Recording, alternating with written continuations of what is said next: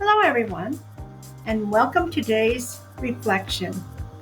I'm going to share some thoughts on congruence in counseling, its connection to professional standards, and why it is such a vital disposition for our work as counselors in training and professionals. Understanding congruence. When I think about congruence, I think about alignment, being genuine, authentic, and consistent in the way I live, the way I think, and the way I engage with clients, peers, and supervisors.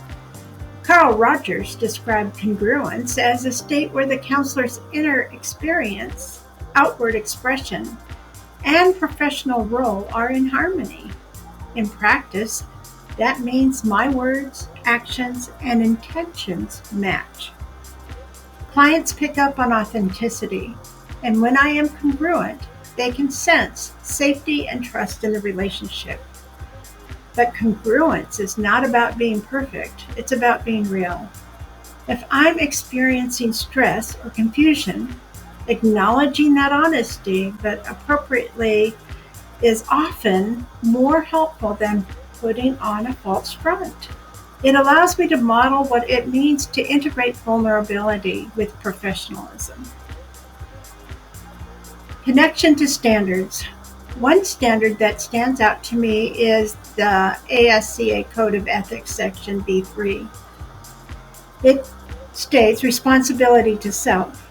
This section reminds us that we have an ethical obligation to maintain our own wellness, personal growth, and professional competence. Congruence directly supports this responsibility. When I am congruent, I'm able to recognize my own needs, limits, and areas for improvement, rather than hiding them or ignoring them. If I fail to live congruently, I may end up giving more than I actually have to give, or worse, I may mislead clients about what I can realistically provide. So congruence is not just about authenticity with others. It is a form of self-care, a check-in with myself that keeps me aligned with professional standards and ethical obligations. The importance of professional dispositions. This brings me to the 10 professional dispositions identified in counselor education programs. Things like integrity, openness to feedback, respect for diversity, commitment to growth, and professional humility. These dispositions are not abstract ideals. They directly shape how we serve clients. If a counselor lacks empathy, for example, a client might feel judged or dismissed. If a counselor lacks self-awareness, blind spots may lead to harmful biases or missed warning signs. And if a counselor is incongruent, saying one thing but behaving in another way, clients may lose trust altogether. That's why congruence acts like a foundation for all the other dispositions. It ensures that what we present outwardly is backed by inward values and commitments. Monitoring my own growth.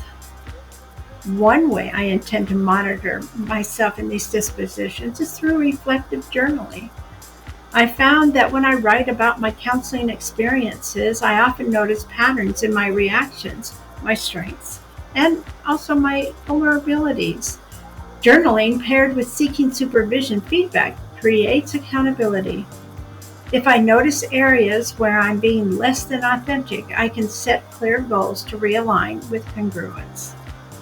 Classroom licensure and certification.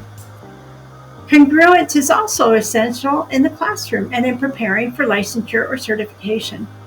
Graduate programs and professional bodies like CAC-REP ASCA and ASCA don't just evaluate our knowledge. They evaluate whether we are embodying the qualities that clients deserve in a counselor. If a student or trainee demonstrates incongruence, presenting one way in class but behaving unethically in practicum, it calls into question their readiness for professional endorsement.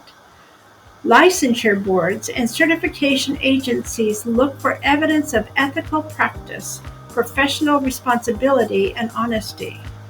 In other words, congruence is not just a skill soft.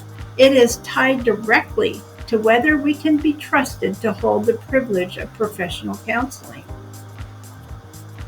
Closing reflection. To sum up, congruence is the thread that ties together authenticity, ethical standards, professional dispositions, and readiness for the counseling profession. It requires ongoing self-reflection and accountability, but it also offers freedom. When we are congruent, we don't have to juggle different masks or personas. We can simply be authentic, present, and aligned with our values and our profession. Thank you so much for joining me in this reflection today.